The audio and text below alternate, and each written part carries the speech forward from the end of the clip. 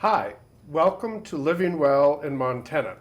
I'm Corby Skinner, the host of the program, and this program is an outreach of LIFTT, which is Living Independently for Today and Tomorrow.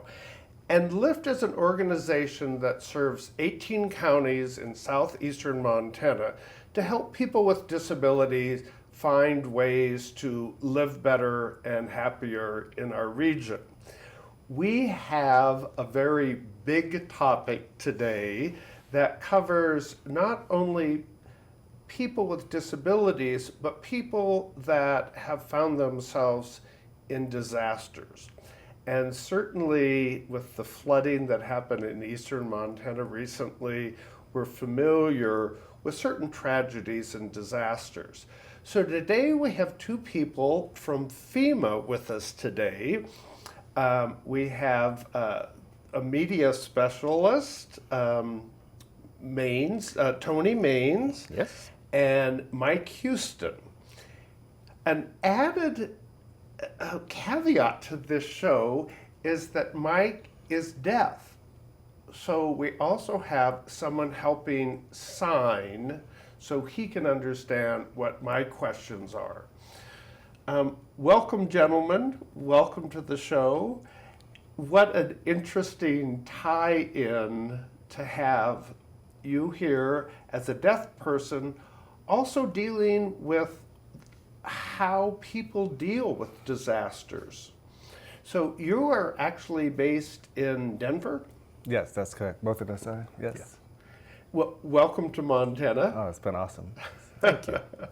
So, one of the things that we discovered at LIFTT is that oftentimes people with disabilities have even more issues when it comes to circumstances like disaster.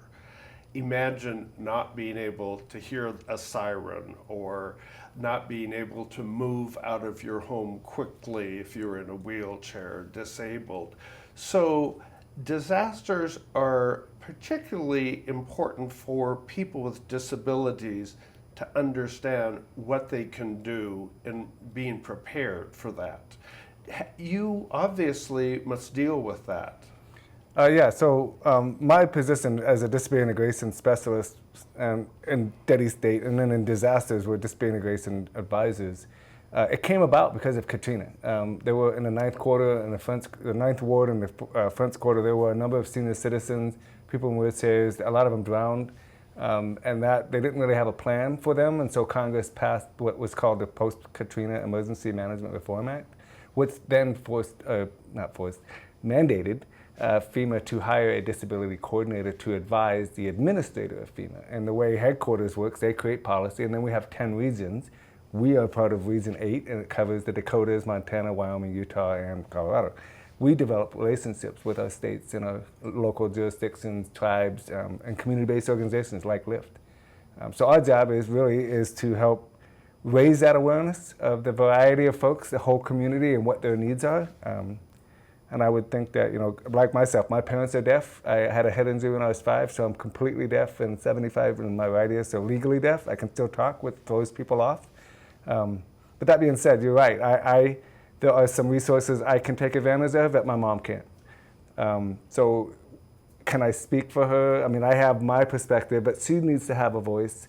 If she's in a wheelchair or if you have medical constraints, maybe a total hip replacement, whatever the case may be, there are a variety of scenarios that are impacting people on a day-to-day basis that are exacerbated in disaster response. And then obviously part of the recovery is how do we improve the community kind of back the way it was pre-disaster. Mike and Tony, I'm sure you're aware that just 2 weeks ago was the celebration of the 32nd passing of ADA. And a lot of times when people think of ADA, it's like a good sidewalk for wheelchairs, or maybe there's sign language at the theater. But often people don't think about disasters and how that impacts people even more so than an average household or home. Yeah, disasters can really affect a community and homes because you always think when a disaster affects a community, just look at the flooding here with the Yellowstone. People lost their homes, farmland's gone, the river changes. But you also have to look, how does it affect the individual homeowner or the renters, people who live in those communities? Those are things that we try to have, and we reach out to the local emergency managers to plan for that, because you have to plan for the people in your community, but also as a homeowner, as that person, you also have to have a plan for yourself. You have to have a way to know if this happens, because we're in wildfire season. What happens if a fire comes? What are you going to do? If you can't hear a siren, as you were saying, you can't see the lights flashing or somebody knocking at your door, what are you going to do? How are you going to protect yourself? How are you going to escape? Or, if I may add real quick, is do you have a car? Maybe you're home-based, you're retired, and you depend on folks to come deliver Meals on Wheels, personal assistance, what have you, and I'm independent that way. But take that away from me and tell me I need to go somewhere else. I might be able to get there, but wherever I go, is that maintaining the resources that I depend upon prior, are those available at the place that I've evacuated to? Does that then cause a secondary disaster, if you will, because I don't have those maintained? That kind of deteriorates my health. And I say my, meaning anyone's, right? So there are a lot of factors. So planning and preparedness is really critical. But as we're currently in a disaster, so the opportunity to learn from this disaster, what worked, what didn't, what can we take away from it so that the next time we go back and are better prepared. Okay. I have good friends that have a cabin at East Rosebud Lake, beautiful community, and the flood washed out 2 bridges. So if people were there, they couldn't get out, and the same people couldn't get in.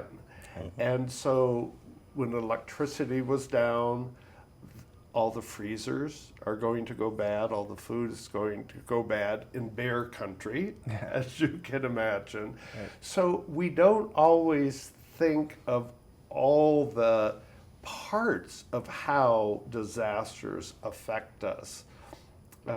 It's very unique. So you mentioned power outages. There are a lot of people who depend on power outages for their independence. They might use nebulizers, oxygen. They might need cold, the insulin and things of that nature. Whatever. There's a lot of maybe wheelchair charging and things like that. And in Puerto Rico during Hurricane Maria, there was a 9-month plus power outages. People had a plan. They had generators, they had gas, but they didn't plan for 9 months. And so they didn't have oxygen, and then there's those portable tanks. What's interesting is Irma impacted Miami and Tampa, which were the suppliers of the island for those portable tanks. So people unfortunately lost their lives because they had a plan, but they didn't think about the scenario of a 9-month power outage. So yeah, there are so... It's all linked. It absolutely is, absolutely correct. One other thing you don't always take into consideration is, let's say we're able to get the people out of their homes and we get them to a location like a community center or recovery center. Do they have the infrastructure to support them at that community center? That's a big thing. Tell me a little bit about FEMA in terms of, is there an office in Montana? What is the structure sort of FEMA? Right now here in the region, as Mike was saying earlier, this is Region 8, and we're over 6 states, the Dakotas, Utah, Wyoming, Montana, and Colorado. Our central office is in Denver. But we do have liaisons that live and work in the different states, and they work with the local emergency management at the state level, and we work with our partners in the state so that we can help them prepare and get ready for a potential or upcoming disaster. So does FEMA work with, say, the Red Cross in a community, or what organizations do you know of in Montana that you can turn to for help? We always say start local, because if, like in this disaster we had here with the flooding, the first thing, FEMA's not going to be there on day one. First, the governor has to make a request to the president for a major declaration. So we just don't show up. We just don't show up uninvited. The governor has to make an emergency declaration to the president, and when the president declares that declaration, and depends on what kind of declaration, that opens up different spigots, different response levels. So for here in Montana, it was an individual assistance and a public assistance declaration. Difference between the two: the public assistance declaration, that goes and that helps local communities, tribal governments, the state, cities recover their infrastructure. It's like here in Billings, for example, the water was so high it impacted the water treatment plant. They turned off the power. There's power outages, things like that. All those things are things that we can help assist with. To come in and help the local community, the local disaster emergency services to recover from that. But then you also have the individual assistance. And the individual assistance are for the homeowners and for the renters and some business owners too, because then we set up locations like disaster recovery centers. Like right now we have one over at the United Way of Yellowstone County on Overland Avenue. And you can go, if you've been affected by the flooding, you can go there and get assistance. Those are the kind of things we do. And my role in this, if I can just add real quick, as an advisor, is Section 504 of the Rehab Act says no qualified individual with a disability may be excluded from facilities, programs, services, funding. So, Mike, that's your specific role at FEMA. Yeah, so we, in Blue Sky Days, I try to build capacity relationships at the state to help understand the whole community makeup, right? Whether at the state level, the counties, the cities, down to the neighborhood, to the individual homes. But in FEMA, for their public-facing activities, for public assistance, whether it's IA, hazard mitigation, you mentioned Red Cross, that's typically more state-driven. We do maybe fund some resources, some supplies, if you will, to help them. We don't necessarily manage that. American Red Cross does that. It's a nonprofit organization. We have what's called Voluntary Agency Liaisons. ESF is an emergency support function. That's part of Department of Human Services in Montana. So anyway, I digress. But in the FEMA things, as they go forward, I look at their actions. I look at the analysis of the impact of the population, what the gaps might be, and then I make sure that we have resources and or equitable type deliverables, if you will, to tweak our delivery to make sure that nobody is periphery, nobody is marginalized. They have an opportunity. I can't force them to come here, but I can look at it and say, this is what we need to be equitable, and then make that messaging, come on in, we want to meet your need. We've supplied you with these resources to make it more accessible for you, and try to be as equitable as we can in the process. That's very interesting, because I first got involved with LIFTT during COVID, and the organization realized that they couldn't bring clients into the office. They had trouble going to visit clients. How do you provide services when access is limited? The other thing that I became aware of, in a rural state like Montana, we're serving a huge population that's very isolated. And they may be isolated physically, they may be isolated electronically. So again, that impacts people. And then having a disability in a rural community is sort of a double whammy, But ADA says that you should have equal rights to services. Right. For Title II, state and local government, they have a requirement. They have a responsibility to plan for their jurisdiction. So that's what we do in Blue Sky Days. We try to raise that awareness. We use disasters and things of that nature to help talk about how do we build capacity. But people need to be their own voice. So at the end of the day, what I like to do is kind of create that roundtable of subject matter experts, people who are seniors, people who have disabilities, people who are deaf, people who have languages, whatever the case may be. I don't have a car. I'm a single mom. I have one job. I depend on the schools and daycare. If all that's gone, I can't go to work, blah, blah, blah. So that roundtable of experts, subject matter experts, that's what we try to build. But in a disaster, we try to look and help those that have been specifically impacted by that disaster. So if you're just joining us today, this is Living Well in Montana, a program of LIFTT, Living Independently Today and Tomorrow. And we're talking about understanding disaster recovery with two representatives from FEMA. So So we're talking about disaster recovery for all people, but also how it affects people with disabilities. So tell me a little bit more about, maybe anecdotally, about how the flood has impacted people in Montana. Or do you know stories of what are the requests you're getting? Oh, well, I can just tell you from my experience, I've been here since June, and in June when I arrived around the 21st, we did joint preliminary disaster assessments with the state and also from other teams from outside of the state, including one team from Florida. And then we went and we verified the damages that were reported up by the state and the local areas. So I got a chance to visit 4 counties. And I saw, and there was 2 types. So I did the public assistance and also individual assistance. And the individual assistance PDAs, as we call them, the preliminary disaster assessments, I went to Fromberg first. And being able to talk to some of the people and see the impact of the water. You're seeing water lines that are almost 2 feet high, and you're talking to them like, there's water. It came from places we never seen it before. And even here in Billings, having a chance when we were getting a chance to see how the water affected the different infrastructure. How high was it the sewage plant, the water treatment plant? They had, they were talking about shutting off the power just to make sure that they didn't have a power outage, a long-term power outage, things like that. And it just seeing the riffraff and the banks being washed away. And one gentleman I was speaking with, he said at this point, the highest he's ever seen the water was 15.5 feet. At this flood, it hit over 16 feet in some places.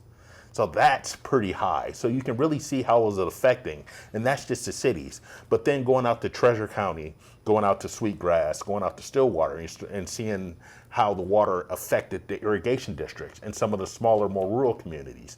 Those are the things you see that they may not have the same resources in the smaller communities that they have in the larger areas. But we're here to help. That's why we're here. We're here to assist the recovery for the state, for the local community, but also for the homeowners and the renters. And that's why we tell people, if you've been affected, call us, 1-800-621-3362. And you have to the 29th of August. That is the deadline for the individual assistance. So the hail damage to my garden isn't covered? Well, the declaration calls for flooding, but like in North and South Dakota, they got straight line winds, derechos, flooding, tornadoes. So it's articulated in the request what that specific was. And if hail was part of it, and then you were impacted, then yes, you could apply for that. Montana is really not known for flooding. It's somewhat unusual. We've had terrible forest fires, but I guess, do you see disasters happening because of climate change, dare I say? I think so. I think we're starting to see that. We're seeing tornadoes more hitting Iowa and Wisconsin, what usually maybe like in Oklahoma. The traditional area, it seems like the jet stream is changing. So there's a lot of factors. But regardless, one of the 3 major strategic goals in FEMA, besides establishing equities as a foundation of emergency management, climate resiliency, third part is ready the nation for disasters, and that's internally and externally. We need people to speak up. And like he said, if you've been impacted, I think there are people don't trust the government, people don't have phones, people don't have internet, people are not familiar who to call. Fromberg's particularly, there's not an infrastructure, they've not been talked with, there's no plan. So those are things that we learn, and then we document that, and we're like, how do we make this place better? How do we improve that capacity? How do we bring Montanans together to plan for each other, right? At that local level, the county level, the state level, and then that's where federal government comes in and helps. Mike, do you have suggestions for people that are living with disabilities, whether it's a wheelchair, a hearing disability? A lot of the people that we serve have emotional disabilities or have cerebral palsy or a various aspects. Are there things that you would suggest people do just to be prepared for a potential disaster? Yeah, so I got to plug Aaron Titus. He is president of a Rocky Mountain FOAD, the Voluntary Organizations Active in Disasters. He wrote a book called How to Prepare for Everything. And really the bottom line is that you don't want to talk about evacuation. What would disrupt your life? What would you lose? How do you prepare? What resources do we, because we all have something. We all have something that if we lost it, it could be impactful to us, as we evacuate, what have you. So it's to look at your life and to find out what is it that I depend on to have that independence, and if I lost it, what is that outcome? And then communicate that to planning. There are multiple layers of doing that, but the main thing is that we need people to speak up, and not everybody's willing to do that. Deaf people have a hard time going to a hearing community, or perhaps if you're blind, they don't have access, or like you said, a wheelchair, what have you. We need people to get out and be that voice, and so planners, they don't know what they don't know, so they end up planning for instead of planning with.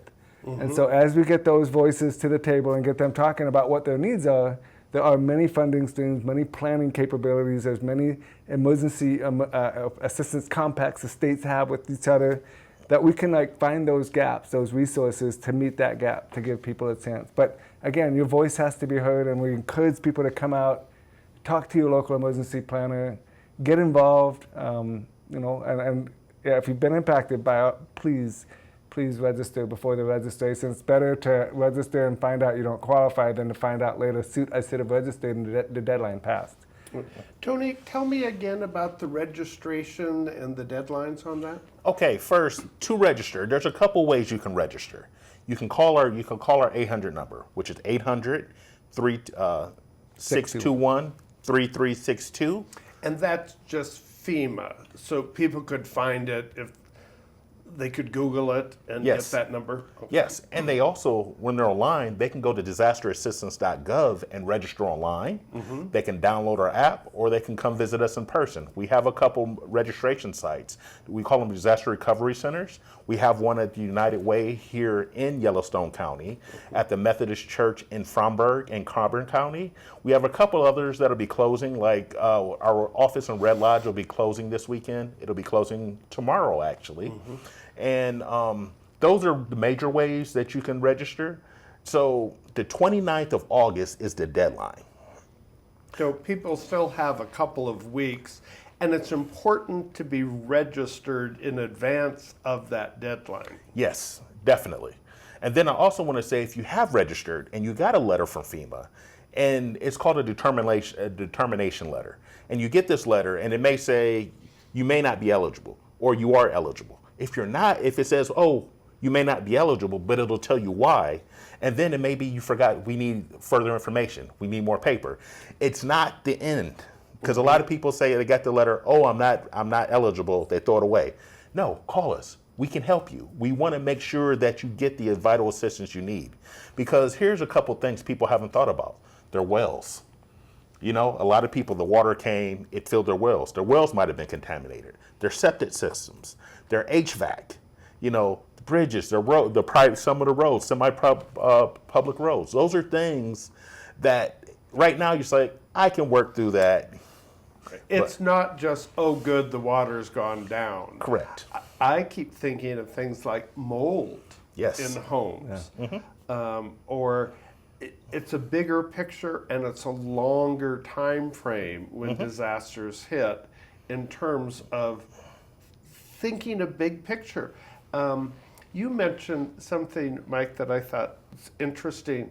People sometimes forget how important electricity is if they're on a ventilator. I mean, mm-hmm. is there backup systems available?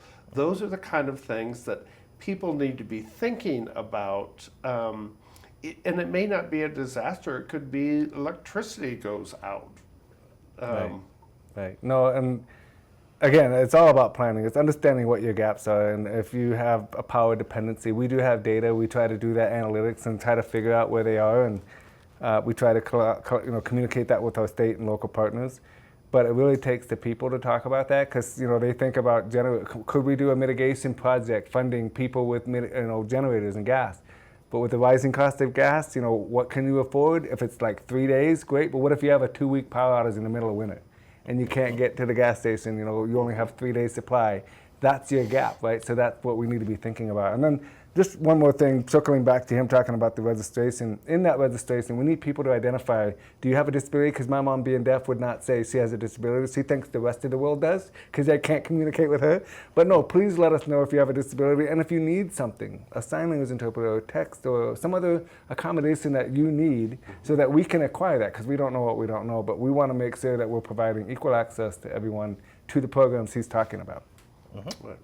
It's wonderful to think that it all begins with a question, and there are no wrong questions. If people are concerned about a disaster that's happened, the recovery aspect of it, you can only do so much until they present those questions to you. I think, if I may, just real quickly, COVID, you mentioned COVID before. The economics, the gas prices, people moving. COVID a lot of people are leaving the West Coast to come to Montana because it's big sky, right? What is the impact to the people here in Montana having that income come in? Are we able to keep up? Are resources that people thought were plentiful now become suddenly, I have to wait in line for something because they don't have the capacity at the LIFTT, for example, stuff like that. So there's, COVID is still a thing, disaster planning, all of these factors play in. So it really takes all of us. It is the whole community. And if we can all work together, then we can start to identify where our strengths and weaknesses are.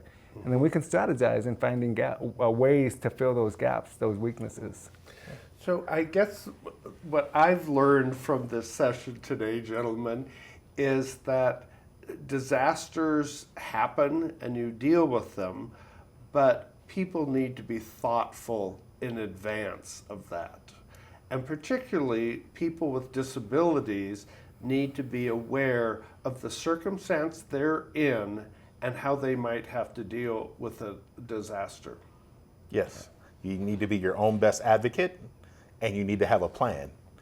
You can't always plan for everything, but, plan for the things you need. Like Mike was saying earlier, I know I need a ventilator. What am I going to do if something happens? Those are things you got to think about. What happens if I have to leave my home for a week? If my home gets burned down by a fire, we're in wildfire season. Right. If I got oxygen, what's going to happen if I'm going to need new oxygen? Things like that. You just need to plan and think ahead, just for your own protection, to be your own best advocate. But then when you do go to those recovery centers, say, hey, I have a disability. This is what I need. The other thing too, if I could real quick, I know we're running out of time, but it's like, think about places like Silvergate and Cook City. There's only Gardner. and there's only one paved road that's paved, like snow plowed.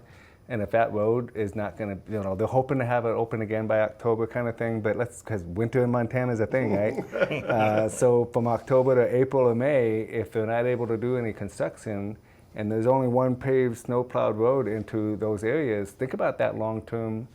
What does that mean for deliverables and things of that nature, all the things that we talked about today. So there's plenty of scenarios to be thinking about, and that's why planning is fun, because you can talk about all these things, right, and try to come up with the best plan. And then the disaster happens, you integrate, you implement it. You're a little ahead of the game. Yeah, Yes. yeah, exactly. Gentlemen, thank you for being here.